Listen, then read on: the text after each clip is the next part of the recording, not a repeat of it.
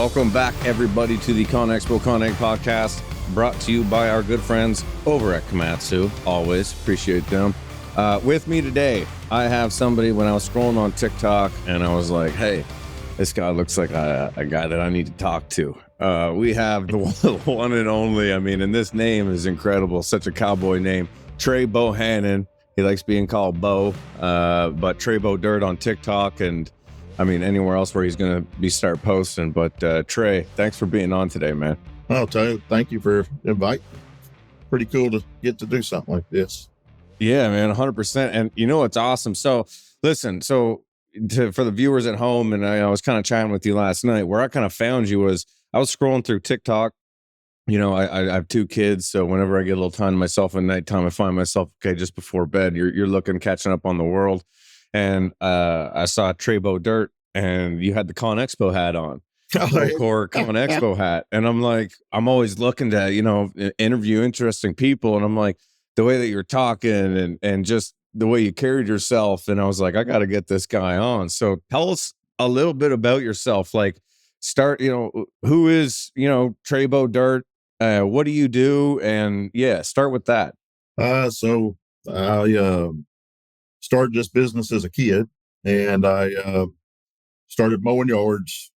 That led into doing some residential landscaping, and then as just time progressed, things progressed, and I next thing I know, I got more damn sitting around the shop than I can shake a stick at, Yeah, that it definitely appeals and looks that way online. I mean, and last night you were saying too, like you're a big fan of the older equipment, right? Oh yeah. I went to a job this morning. We've been on a few weeks. We moved a lot of material on, and they got mostly all new equipment out there, but I started the job off clearing with the old dozers, and it is always a funny reaction because people, the superintendent on the job, he'll look at you and go, "What's all this?" That's what we're finna knock all these damn trees down with and pop stumps, and then we're going to sling some dirt in here, So I always get a reaction out of the older equipment. Yeah, no, 100%. And you totally would. And I see that online as well, too. People like commenting about the older equipment. Like you said, though, like I got some newer stuff and some older stuff, and the older stuff works just as well. Well, and it's a tool. Each one's a tool for a separate job, So, and I'm decent at working on the older stuff too. This new stuff today is. I was telling a young man that the other day, he was talking about an excavator's right at $300,000, and I said, "Man, I don't see how you can afford that." He said, "I can't. It's too damn much." I said, "Well, you need to go buy you a $30,000 or $60,000 excavator and do your best. And if you blow a line, fix it. If your cylinders leak, fix it. If the motor goes out, you go pull it out, put a new one in, or rebuild it." A lot of people's forgot you can replace, but without replacing something.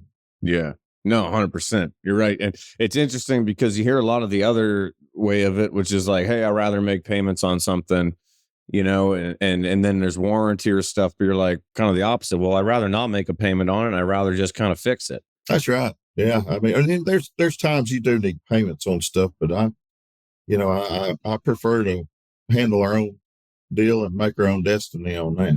So you started the business when you were younger. Like, how old were you? What was your upbringing like? What did your dad or your mom do? Did you get into this industry? Like, I'm curious. My mother was always a home mom, and my father, he was in the National Guard, and he worked for Sears and Roebuck and Company for a long time. He was over the appliances, and then he had a little farm. So always as a kid, I played on the farm, and I think we had 150 acres. It wasn't much, but we grew wheat and soybeans, and then got into rice and stuff like that. But it was never a big farm, but we enjoyed it. And I think that molded me more than anything, because I'd see my dad with a chainsaw, and I'm like, shit, I got to get a chainsaw. They weren't going to let you have a chainsaw at 4 or 5 years old. I tell people all the time that, they say, "Oh man, it was so hard growing up." We had tractors with no cabs, and you'd work all day, and at lunchtime, Dad would bring you can of Annie's with no wrapper on it and an old Milwaukee beer that had no paint on the side. So you'd have something to put in your damn throat. That's awesome. We was in the middle of nowhere, so if you didn't pick it up at the store, generally the store was closed at 4:00 in the morning when we went by. And if you didn't pick it up the night before, it just was what it was. So you grew up in Arkansas then? Oh, yeah. So where you're from? You're from Pine Bluff, right? Yeah. We had a farm in Lone Oak, and we lived in Jacksonville, and then my grandfather passed away down here in 93. And I had a grandmother down here that she had to have help. And so that's kind of when I made the transition. I said, she had, 25, 30 cows and, 150 acres there on that little farm. And I just started coming down here and really helping her. And I didn't know anybody. I didn't know anybody in the town. And so as I started meeting more people, and I remember looking at the mowing crews down here when I was young, I was like, damn, man, I want to be, I want to have 4 riding lawnmower tractors, and then when the zero turns come out, I think the first one, I got a book in my truck. I paid $7,078 for that zero turn. And everybody told me I was crazy. They said, you've lost your damn mind. And then I started thinking I've lost my mind. And within 30 days, I went and bought another one, and now we have a fleet of them, but we still run mowing crews, to this day, big mowing crews. And it's just cash flow. Just when it rains and it's cold, you're still getting a check. And nobody understands that. But cash flow is the only way to run a damn business. I don't give a shit yet pressure wash or sell cheeseburgers at a lemonade stand. You got to have cash flow, guaranteed money. Yeah, I could not speak more true to that. You're 100% right. The cash flow. Anytime you're talking to somebody that's actually doing it, they'll always mention the word cash flow, because without cash flow, I mean, you're done. You're nothing. What age did you start buying these lawnmowers at? The first one I bought was a Craftsman, and I was probably about 9 years old. It had I want to say it was a 12-horse Briggs and Stratton engine in it, and it had the little torque converter with a 36-inch deck, and I got the warranty on it. It was from Sears. And I remember the guy's name was Hank, and he'd always come out and fix my lawnmower on a monthly basis or whatever. And I remember when I was probably a couple of years into being serious about it, Hank said, they're not going to fix your mower no more. I said, I bought a 5-year warranty. And they bucked on it, but they kept fixing my lawnmower. But Sears and Roebuck never sold me another one with warranty on it. So how did you kind of progress into like you said now, like you're doing a little more dirt work, but you have this landscaping company, and you like what's your business look like today? So like how many people are you running, and kind of what all aspects of the construction industry or landscape industry are you handling? So mainly only large commercial, if there's an old customer or something that needs something done, I'll do whatever we got to do to help them get it done. But we're built to do bigger stuff, and so basically with that being said, your overhead's so high, you can't go rake a yard for $200, and that's just, you can't do that. And you have to learn to say no, and that's the hardest thing in the world is, and I don't know how many people watch this show, but I guarantee I'll tell you, every one of them, it's hard for you to say no to somebody.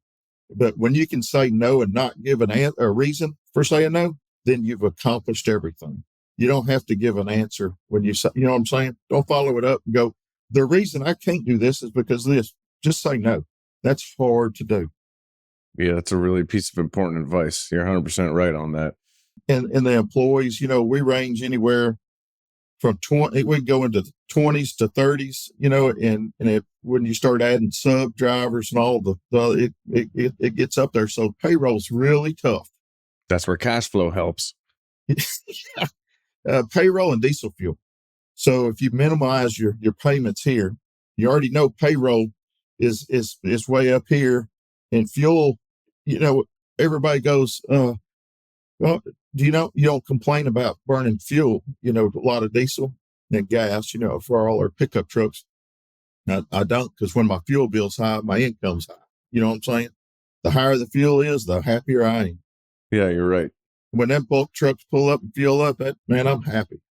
Yeah, it means things are moving. If you weren't getting fuel, it means nothing's moving out of the yard. That's right. We keep GPS monitors on the tank. So, we got, we actually have three different places we store fuel, and the reason I do that, I store a lot of fuel at the main shop. Then at the old shop, I keep fuel storage down there in case we run out of electricity or there's a storm or something.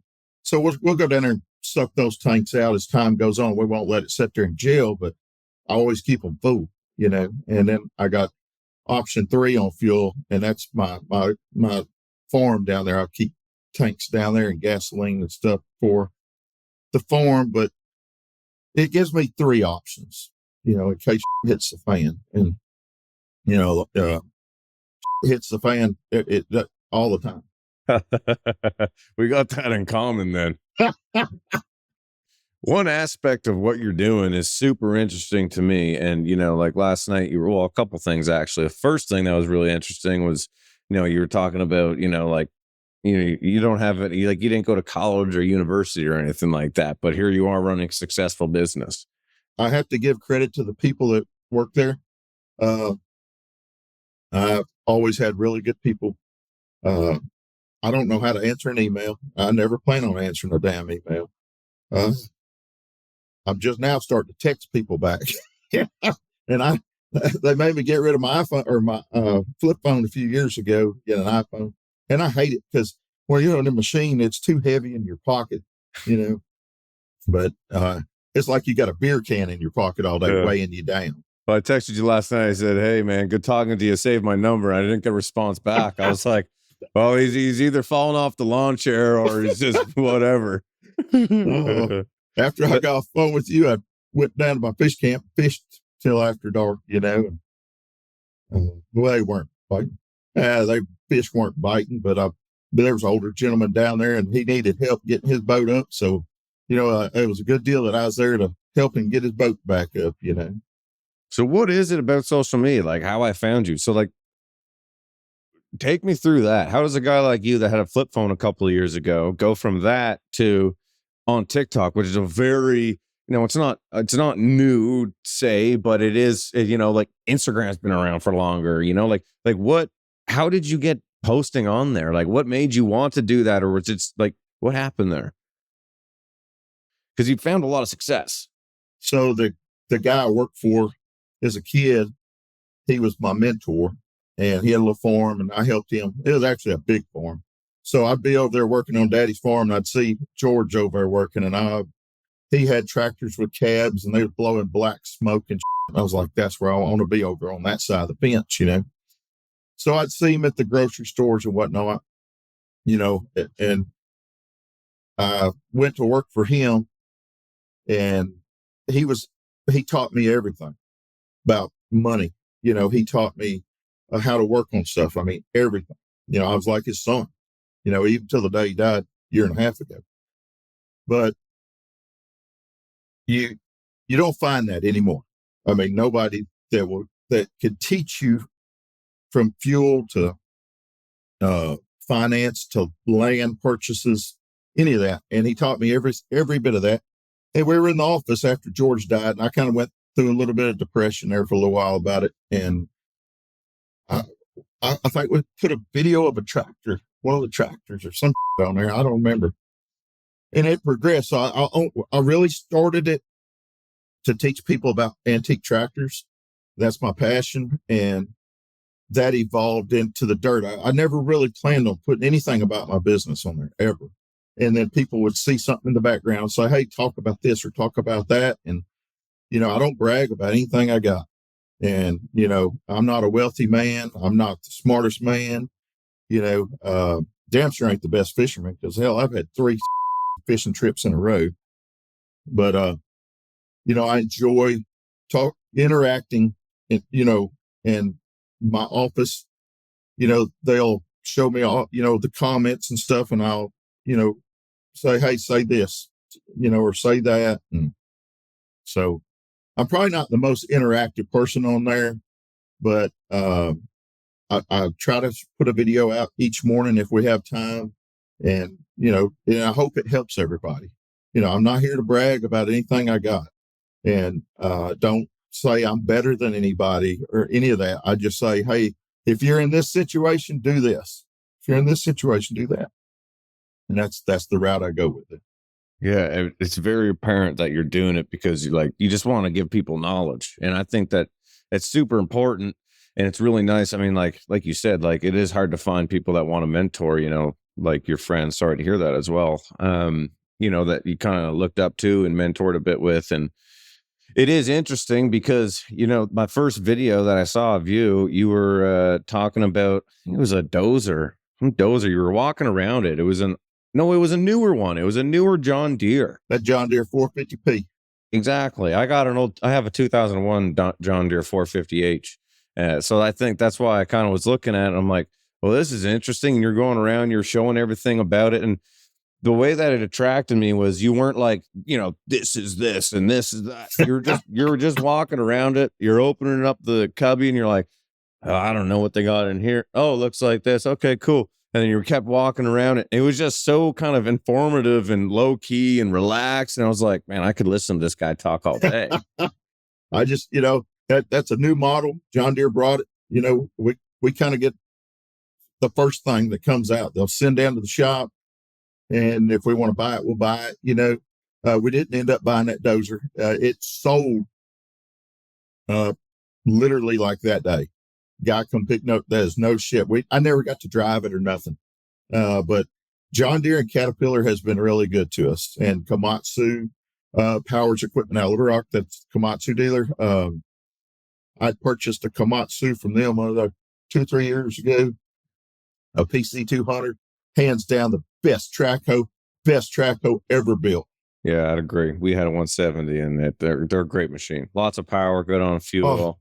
They swing easy. Everything works good on them. Matter of fact, I pulled all the cylinders off that one a month or two ago and sent them up. Had the hydraulic company rebuild them.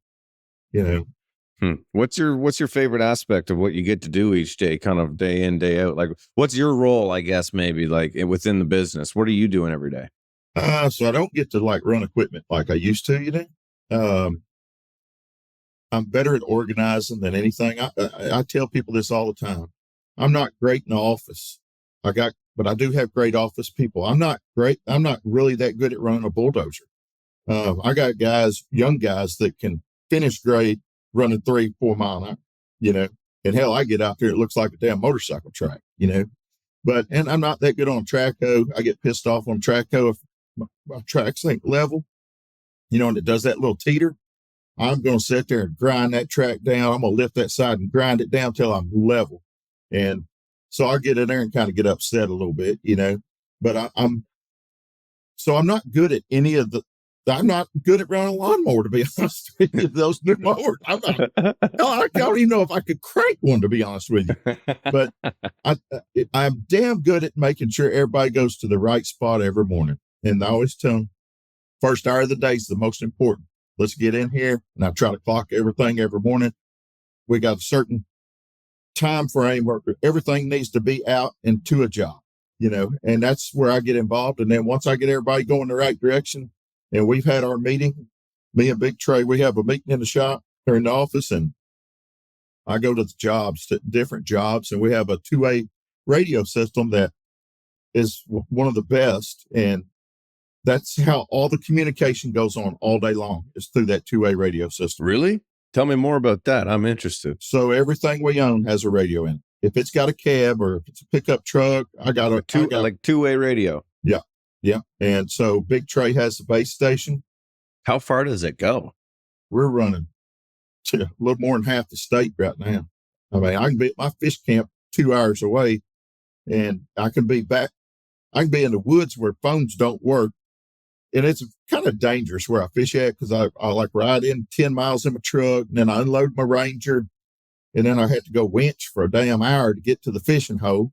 And if you do get in there and something bad happens to you, I can't I can't make a phone call. I can't walk back to my truck and make a phone call, but I can get on that radio, and I can damn sure get somebody to answer, That's wild. I remember when I was 18, I worked for a local company, and they had 2-way radios as well too. And yeah, I mean, that's kind of something you don't hear anymore, but honestly, I'm just thinking, It's an older style, but it's actually kind of makes sense. I mean, like we're all using cell phones, and if you don't, like, we work at a lot of job sites. Same with you. We're out in the country where they don't have cell phone reception, and that's interesting. I got them at every one of my hunting camps. There's a damn base station, and I can talk to, I can call the office and say, hey, I ain't coming to work today.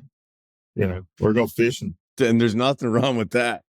So if you got some guys or girls out on a job site somewhere, and they need something, like, is that your form of communication? Like, hey, Now they use some cell phones a lot, but there's a lot of times where 8 to 10 people or 20 people need to hear what's going on. If they say, hey, I'm up here at the rock quarry and it's taking 2 hours to get loaded out. Hey, them trucks they're turning around. They're going to the next destination that they need to be, or we'll switch them over to cut or something. So it's very efficient. It's the most efficient tool you can have in a small business. Well, that is very interesting. I really like that. I'm contemplating what do you use, like Motorola? Yeah. So we have our own tower. We installed our own tower and everything. So we don't pay a monthly fee or nothing. Man, I need to come down to Arkansas and see this. That's hilarious. That's awesome. I mean, that makes a lot of sense. Oh, yeah. And like you said, a lot of places don't have good service, and a lot of people, they'll see our trucks with big whip antennas on them. They go, the hell y'all got CBs for? We don't have no CBs. but that's another tool that's very effective. Yeah, 100%. It was interesting when you're talking about kind of like your role in the mornings and stuff like that. Like, I mean, to be honest with you, you just seem like a great kind of, leader. Like, do you see yourself, like, although you're not running the machinery or you're not in the office? I mean, that's kind of like my role more so too. I'm not an office guy. I'm out on site. In the office, they joke and they call me the site guy, because, like, if there's a missing piece of the puzzle, that's kind of where I fit in. Like, okay, our tractor trailer driver's gone today. Taylor, hop in. We need a load of blasted rock over to here. Hop in here. Okay, get in the dozer now and do that. And, like, I could do it, but I'm not the best at it. But I also try to make sure, you're like leading the crew and every, morale and culture. Like, is that all stuff that you're kind of thinking about as well too? Yeah. So the crews, each one of them's a leader. There's that one leader in the truck, and he's building 3 or 4 more. Okay. And so you're constantly cultivating this new leader. You don't know who it's going to be. It's like having a bird dog. A good bird dog is born no different than a good leader, but they have to have training too. They have to watch others to be on point. It's a great analogy, though. It's true. And like you said, you had a good point where you're like, it's not like saying like leaders aren't born, they're raised. And you got to give somebody the tools to succeed before they actually succeed. And I think that's kind of what you were saying, is it's just super important to kind of shape them into that. What kind of characteristics do you think it makes a good leader? Like, what are some things that you're looking at, or you're thinking of yourself, like, okay, like, I got to lead this crew, I got to make sure everyone's safe, and regiment, discipline, just everyday routine that builds crews. So if we can run hard for 2 or 3 weeks on jobs, we're going good weather, and you give me 3 rain days, it'll take us 3 days after that to get everybody, get all the trucks back in rhythm. And, it just, you have to be every day. If you're that guy that goes, well, I'm going to run this other company, but I'm going to be at this one 2 days a week. If you already got that mindset, you might as well just go fishing or do something different, And, everybody that works with me, if I'm not hunting or fishing, I'm at that damn office from sometimes 4 o'clock till just whenever I feel like leaving, but I won't leave until I feel I feel comfortable about everything,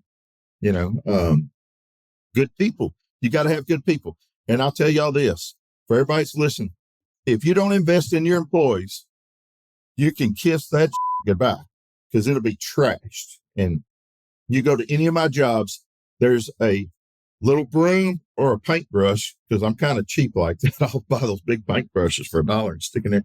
But they sweep their cabs out 2 or 3 times a day. They clean their windows. We check all the fluids. We tighten tracks. We dig out tracks. And don't get me wrong, there's a lot of times we don't. But if it's a rain day, if there's an opportunity, we're in them damn shops working. And it's a good day for everybody to bond. You get 20, 30 people in a shop working.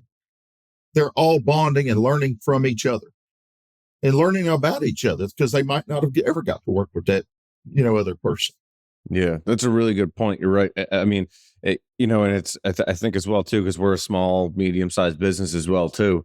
And, like you could go into any of our excavators right now. And I believe we don't have an excavator operator over the age of 23. They're all young guys.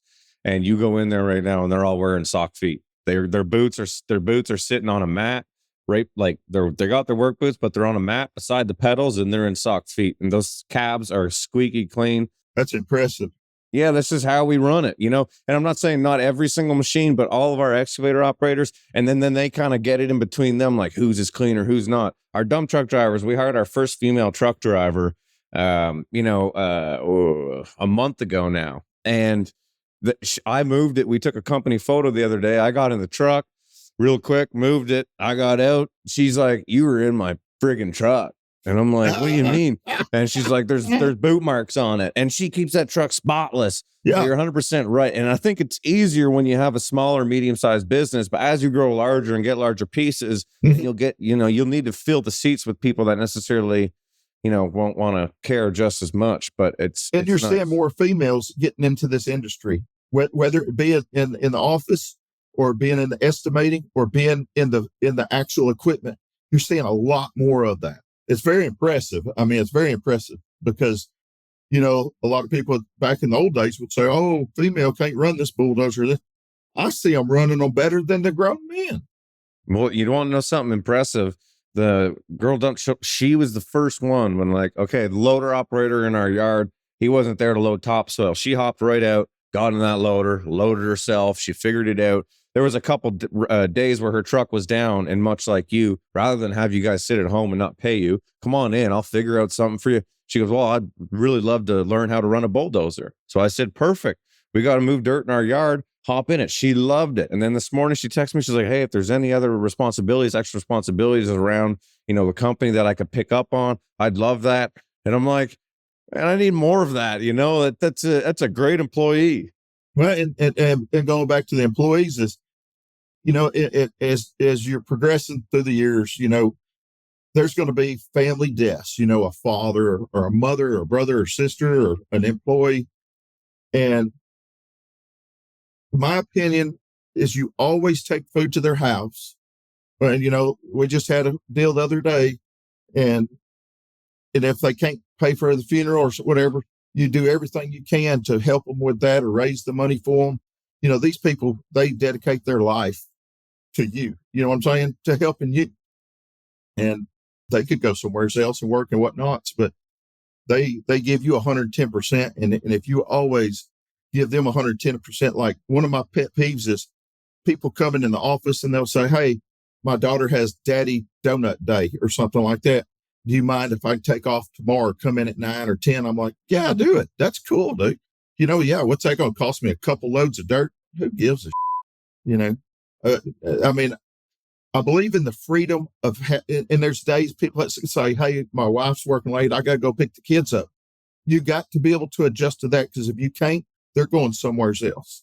No, you're 100% right. It's all stuff that I see now as well, too. Like you're right. Yeah, you're dead on. You got to treat it like, they got lives as well, too. So you got to have that kind of work-life balance, because in the long run, it'll end up helping your company and help you way more. And they'll help them because they'll want to work. They'll want to work with you. They'll want to work there because they know that you're accommodating. So they like that. And they build your company for you. I mean, they help you. When you said earlier, I was asking about, what makes a good leader. And one thing that you put in there is discipline. And one thing that I'm really interested in, because you deal with it too, like maybe someone kind of did something pretty stupid, and maybe that person's not the type of person that you can go up to. Like how I was raised, like you get a swift kick to the and like you did something stupid, but again, different world, different times. Like, how do you handle discipline in your company? Is there HR, or do you handle that? And then if you do, how? If it's something petty, like let's say you're an hour late, okay? That's going to happen all the time. I mean, that's just part of it. You just make sure you're reminded them they were an hour late. So, hey, you held a crew up for an hour, and as far as like discipline them, his crew has to sit there and clean the shop and sweep for an hour. You know what I'm saying? Or have their stuff more prepared. So it's not always hurting you that bad, but you have to voice your anytime. And like, oh, windows get broke or just, man, this goes back to hitting the fan and all over the walls. I mean, it happens to me every day. So I've been able to channel a lot of that away from being pissed off. It happens. We're making good money. We can pay for that $100 part or $1,000 part or whatever. It's going to happen. And if you can't get that mindset, you can't do this anymore. A lot of these young guys, my biggest thing on TikTok, Taylor, is young guys saying, Trey, I'm wanting to go work for myself. And I don't know if you've ever seen videos on that. So that's the main thing I get. And how can I be successful? I can't tell them how to be successful. I don't know their work history or any of that or their finances, but I try to give them advice, the best advice that I could give somebody in that position, and I like those comments when people ask me stuff like that. Yeah. Well, it's good because I feel like you got a lot to knowledge to kind of give with that, like being raised the way you were raised and starting things how you kind of started them. What would be then if I was somebody that was like, hey, Trey, I want to start a business. What advice would you give somebody? These are young guys. And so they're seeing other people successful on social media now that we didn't see when we were kids. You know what I'm saying? And so as a young guy starting in the business, I would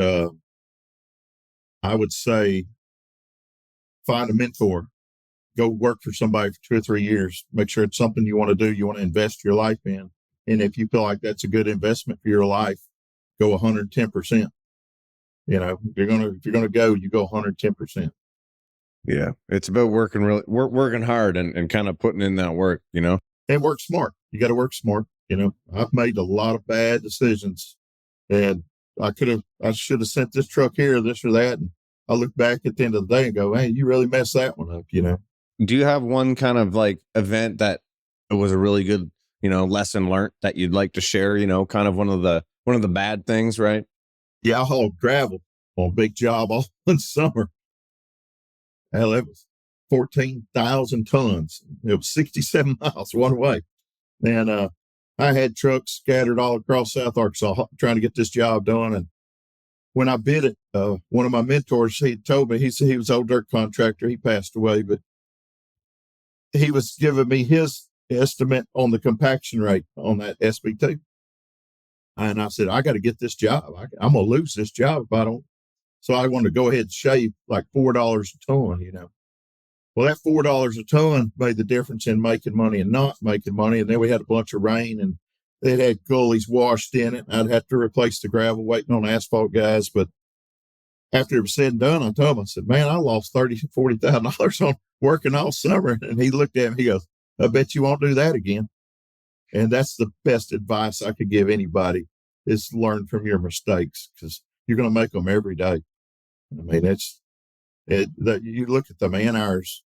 If you add up all your man hours throughout let's say 300 work days out of the year, whatever, 250, you got a lot of work hours in there and there's going to be a lot of mistakes and you can't shortstop them. I mean, they're going to happen, so, that's probably the best advice I can give is that if that mistake cost you $40,000, you learn. It cost you $40,000 to learn that mistake.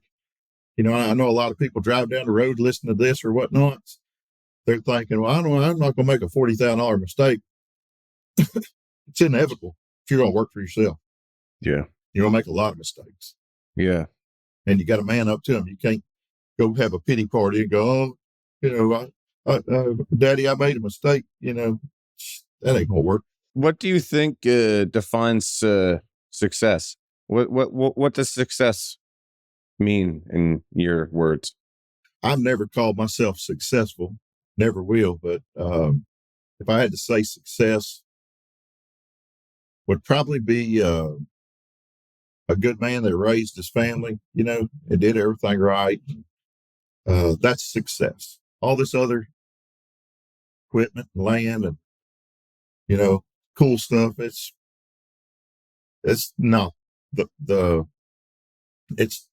I think in the end, when we get old, we'll realize, hey, I should have spent more time doing this or that. That's a successful man.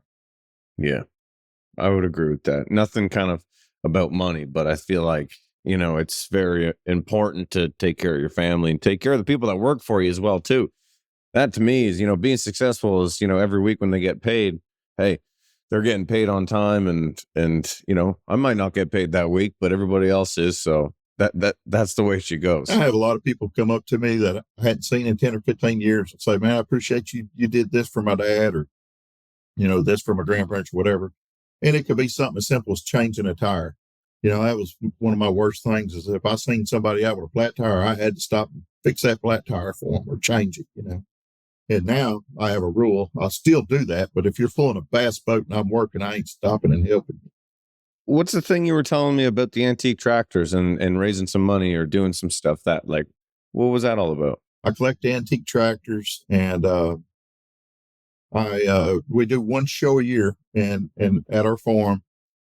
And people come from all over. They bring tractors too. So it's like a carnival. If you had to picture it in your mind, it's a lot of vendors, and it's for Make-A-Wish Foundation. And we did really good raising money for them last year. And this next year is going to be more successful than that. But I just love antique tractors, and they're a lot of work, keeping them up and finding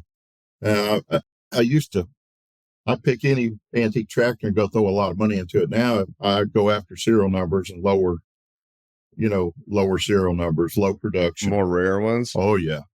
There's a guy up here, Tackleberry, and you go in there and everything's red. What's your brand? Anything I want. Anything? Deer, McCormick, Molines, Case. If it had to do with something with rice back in the old days, that's what I want. One day, ultimately, rice. I'd like to have a museum. Yeah. So everything, a lot of them run off butane. They got the huge rice and cane tires on them, wide front ends. Yeah, that's what I like. Butane. Mm-hmm. LP. Oh, we did a video on that. I've called them butane burners since I was a kid. Liquid propane. But in the South, that one video got almost 1 million views because I said the word butane, and everybody in the world said, "Oh, that old redneck, he called it butane, it's propane," and then they would type out 82 words about how I didn't know what I was talking about, and I loved it. I thought it was great. So do you have a barn full of some antique tractors, or do you buy and sell, or? I don't really ever sell, really. It's more buying. I'll swap a tractor, if I want to. So you have a collection. Yeah. That's awesome. Well, actually behind me here, that's my favorite brand. I love Cockshut. They're Canadian made tractor. Love them. Don't have a lot around here. Versatiles were big in the rice back in the old days around here. Yeah, the 800s and 850s and the 900s and the triple nickels. That was big stuff down, in the South, the Versatiles. And they're not as popular today as what they were, but man, when I was a kid, if you didn't have a Versatile, you didn't have a tractor. What color is a Versatile? Red. Red. Okay. Yeah. It comes out of Canada. Really? Oh, yeah. Was it? I'm probably wrong on this, but Manitoba or something like that, Canada. I could be totally wrong on that, but. So you were at Con Expo 23. What'd you think? That was the best show I've ever been to in my life. It was a good time. Well, you're still wearing the hat, so geez, you must have liked it. Oh yeah, Procore was making the little hats, and it was great. It was great to just see all that. I don't ever go do anything, and this year, Big Trey was like, "We need to go out there," and all these people from TikTok kept messaging saying, "Are you going to Connex?" And I was so we made a decision. We said, "All right, we're gonna jump in the car and drive out there." You drove? We drove. I'd never seen the country before, so I wanted to see it. Hell, we might as well do something cool. Oh, like do you travel a lot? Do you ever get out? No, just flying around. That's about it. Not in a car. I wanted to see the Grand Canyon. Nice. How long did it take you? 20-something hours, wasn't it? Pretty damn good trip, but we got to see some beautiful stuff. And Vegas, I love Vegas. That was the second time I'd ever been to Vegas. And I don't gamble. And but I enjoyed Vegas. I didn't like walking that much. They ought to give somebody like me a mandatory little electric scooter to ride around on. You know what? I hear you there, man, for sure. I'm not a gambler either, but I'm a drinker and I like construction. So the two really well together. All those little tables with the beers on them. Yeah. We were smashing them. Yeah, it was great. Yeah. I mean, that's the people's the best part, like I love seeing everything, but just seeing the people, it was just so cool. Well, and that was my first experience ever being somewhere and people recognizing me, and that was, I told Big Trey and them, they'd stop watching the game the day before. And I said, hey, when we take off walking, it probably takes 2 hours to get down this hallway. And once one stops you, wants a picture, it's on. Everybody going to stop and get a picture. Even if they don't even know you, they're like, hey, let me this guy's getting a picture. I got to get one. Let me get a picture with this old redneck boy. Well, I hope that you're going to be there in 2026, man. Oh yeah. Yeah. That'd be awesome to see you there. I know it sounds like it's super far away, but it's definitely not. It creeps up quick. Time moves super fast. And I hope that you keep going on TikTok. Like I said, I want to see more stuff on Instagram from you as well too. So you got to tell somebody in the office start posting your. Are you on Instagram as well? A little bit, yeah. We don't do a lot of social media, Well, you're nailing it, and I think that you're really onto something with yourself. You I don't opened even know up how a whole other thing. Instagram works. Like, I guess you just put pictures on it. That's so wild. Oh man, dude, Trey, thanks for coming on today, man. Oh, it's been great. I really appreciate it. Like I said, I got your number now. I'm gonna text you, and whether you respond or not, that's up to you. But I'd love to come down and see what's you got going down there. But thanks for taking time. Oh yeah, and I want to give one last piece of advice to all the guys out there, girls, whoever. If we're going to go on through this life, let's just pop a wheelie and ride it on through, because everybody will notice you. I like that. But all right, everybody, thanks for listening to the podcast brought to you by our good friends over at Komatsu. Trey, thank you. Everybody, we'll catch you on the next. Thank you, brother.